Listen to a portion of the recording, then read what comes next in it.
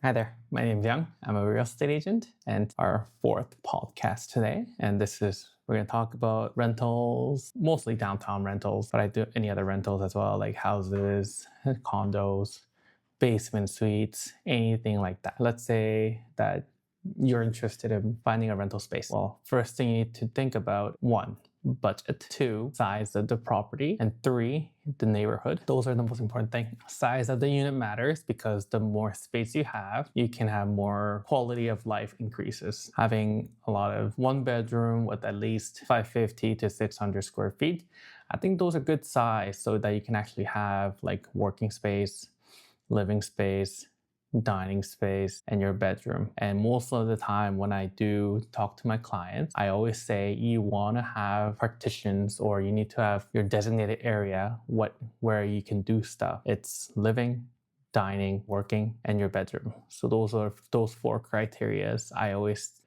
It's very important.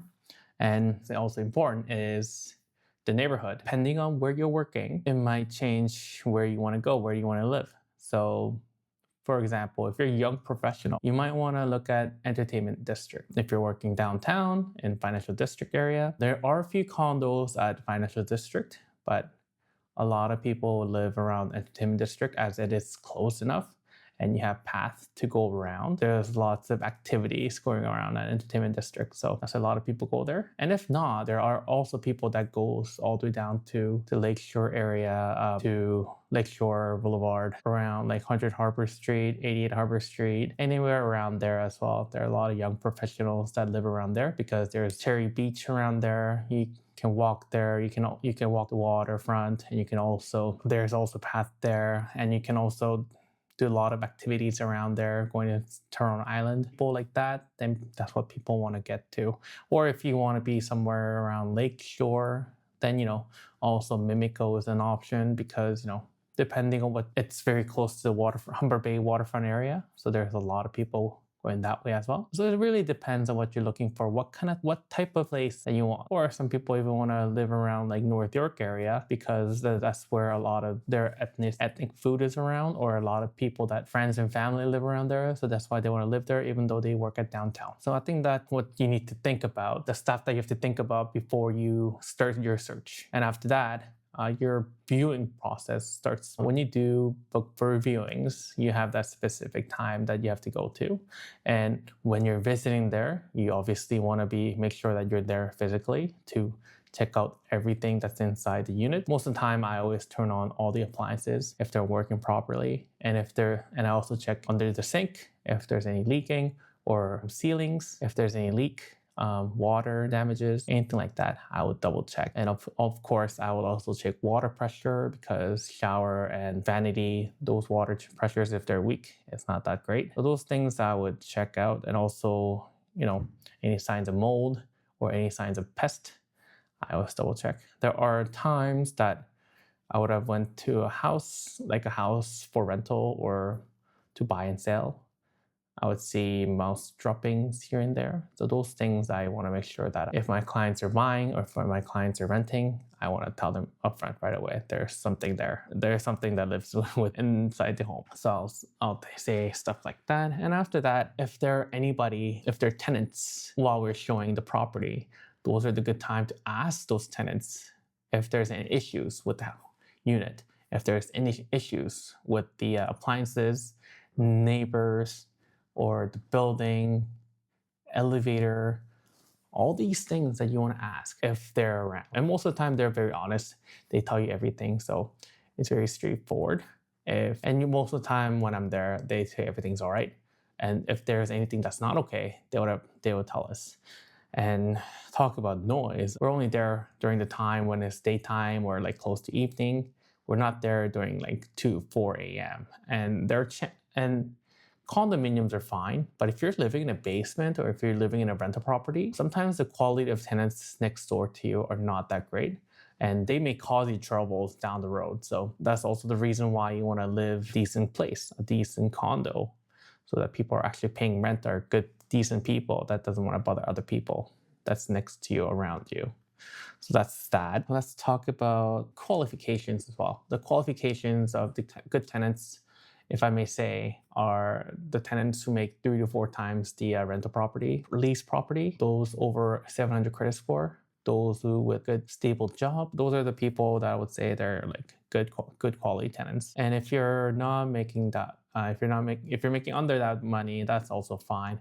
If you're under the credit score, then there may be issue. And at the same time, I deal with a lot of international students that also come to Canada as well. Or I list the property, and a lot of these international students wants to rent. And if they do, I don't say it like that. But when they bring in an offer, they do put in that even though the landlord did not request, they're giving us, the listing agent and the landlord, additional couple of months upfront to make up for any shortfall on credit score or income. Those are the ways that you can go around it. Of course, after you view the unit and you like it, you like the neighborhood, you like what's around you, and you feel like you can actually live in the place, then you can actually submit an offer. Process is another story. You sign a bunch of stuff. And of course, I think I forgot to say, but usually if the agents usually send you like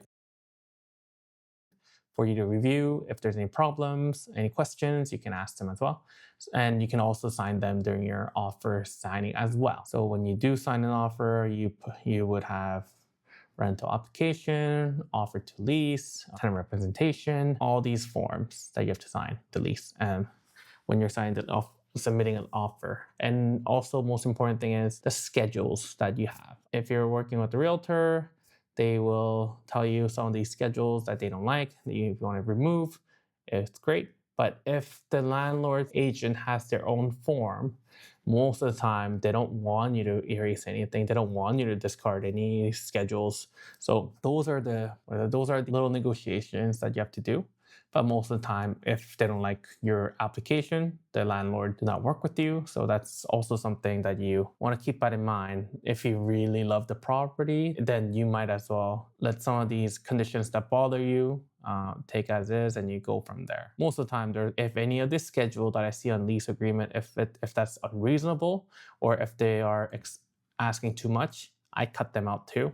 I may tell them that what you're asking for is unreasonable. Doesn't make sense. Talking about that, I recently had a lease agreement with one of the agent, and my client's mom was coming after the tenant moves in. So when they told us they're gonna give one set of keys, so I kind of fought with them, saying, hey, we need 2 set of keys because her mom's coming and she doesn't speak English. She doesn't even know how to use an earphone intercom. So how is she going to come in and come out? Then my client was a nurse. She's working 12 hours a day. So she can't come in and come out. It's not like it's not possible. So I was telling them, give us a second pair of keys because we need them. And they told me basically, once mom leaves back to Korea, you have to give us back the keys. I was like, no, absolutely not. That makes no sense. What you're asking is irrational. Doesn't make any sense. And I fought with them. So eventually I did get two set of keys for my clients. Those are the stuff that happens behind. And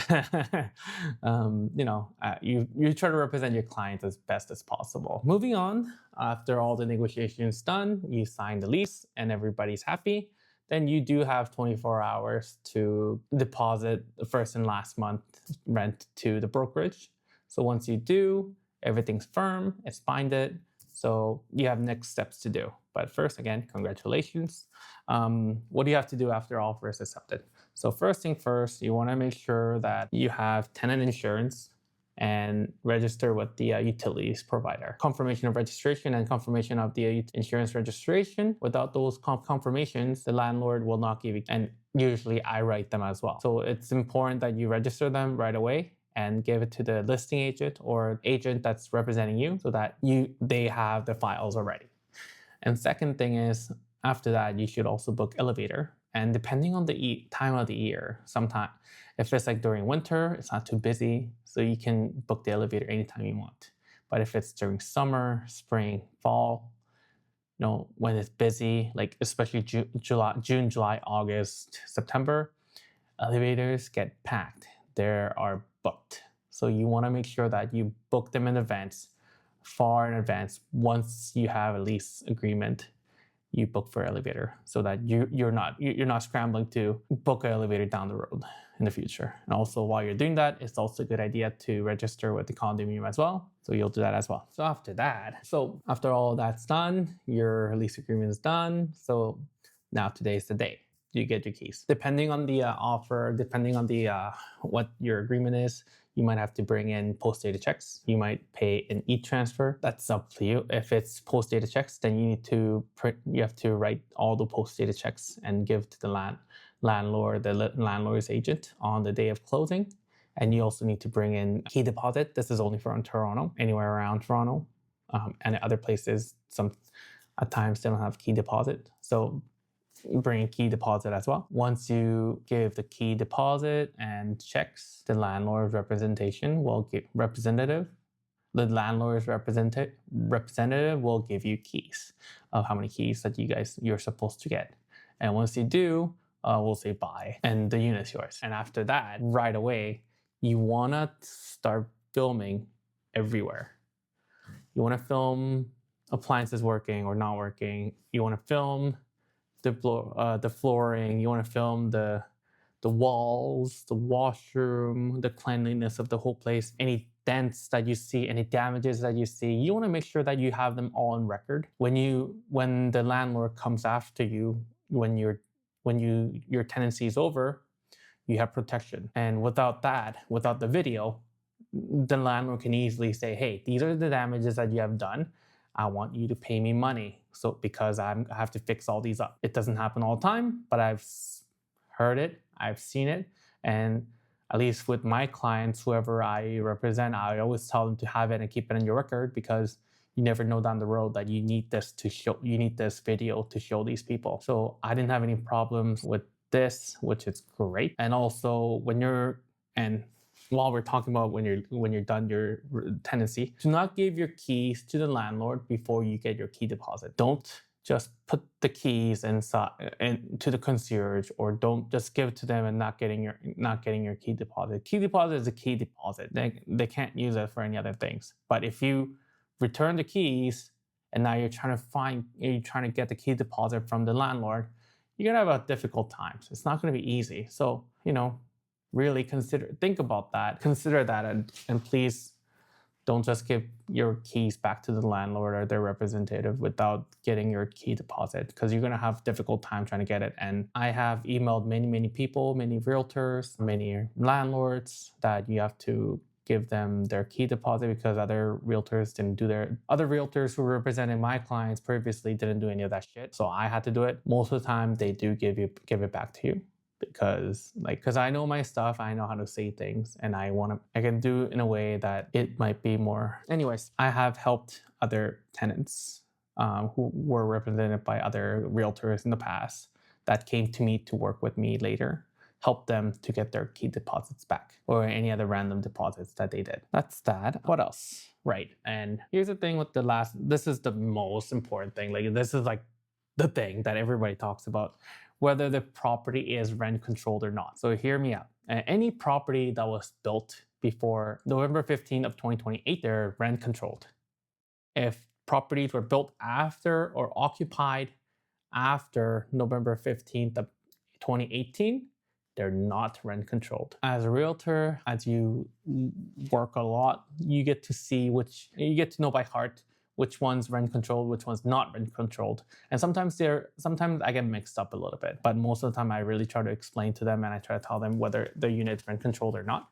And here's one misconception that sometimes people forget or people don't remember, is that if one of the units in the condo, let's say for example, your condo was registered in February of 2019, but there was interim occupancy, and some people rented out their interim occupancy time, right? If any unit in that condo had tenants before November 15th of 2018, then that whole unit, that whole building is now rent-controlled building. It doesn't matter.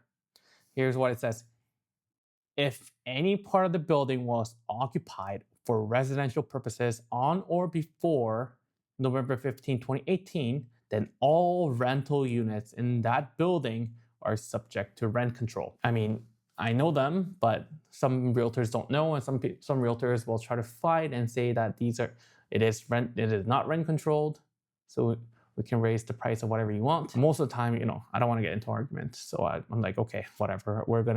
My clients and I are gonna walk away. Whatever, that's not a problem. So we will walk away. But if my clients really want it, then I have to tell them, hey, just to let you know, this is what they're saying, but you don't have to abide to it because it's still rent control unit. They can't do this. They can't pull something fast down the road. I do tell them that, but obviously that's something after the lease agreement. I try not to just tell my clients to move there, honestly, because I just know that there's going to be headaches in the future, and I really do try to protect my clients, whether they're landlord or tenants, in the best light possible. Another misconception is, so let's say this is hypothetical. Let's say that there's an apartment building and they added additional suites just next to it, and it's still attached. They built 10 units. Those 10 units, they're not rent controlled.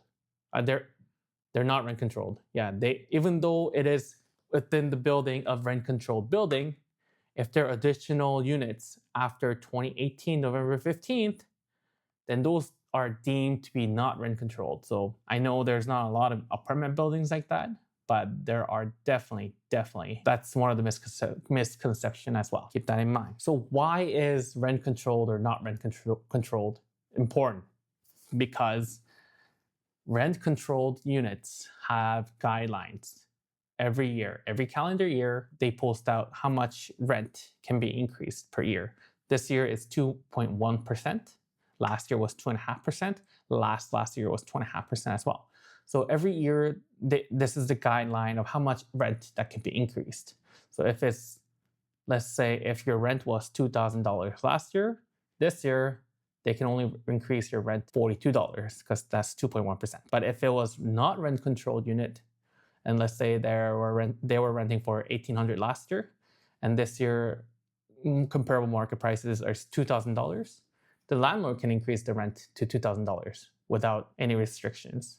And that is why a lot of renters, they want to have rent controlled unit if they're going to stay for long term. But to be honest, what I'm seeing these days, rent controlled units their prices are not going down because they can't, once they reduce the rent, it's hard for them to climb up.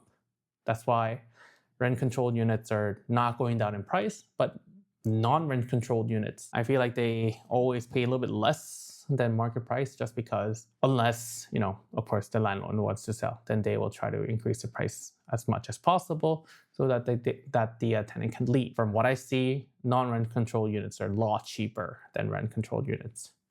And there's a good reason. Rent controlled, it's hard for any landlord to increase the price, but non-rent controlled unit can increase the price as much as they want. But from what I see, if the landlord is reasonable, they don't try to increase the rent as much. And if the landlord is reasonable, and if the realtor is smart to tell the landlord, hey, Mr. Landlord, Mrs. Landlord, just let you know your comparable rental prices around there was $2,800 last year, but this year is $2,500. Are you sure you want to increase your price? Or are you sure you want to tell the tenants to leave? They don't. So obviously, it's like a non-rental property is double-edged sword. And if the rent prices were going up a lot, then it would really favor the landlords. But right now, the purpose-built rentals building up, more condos coming to the market.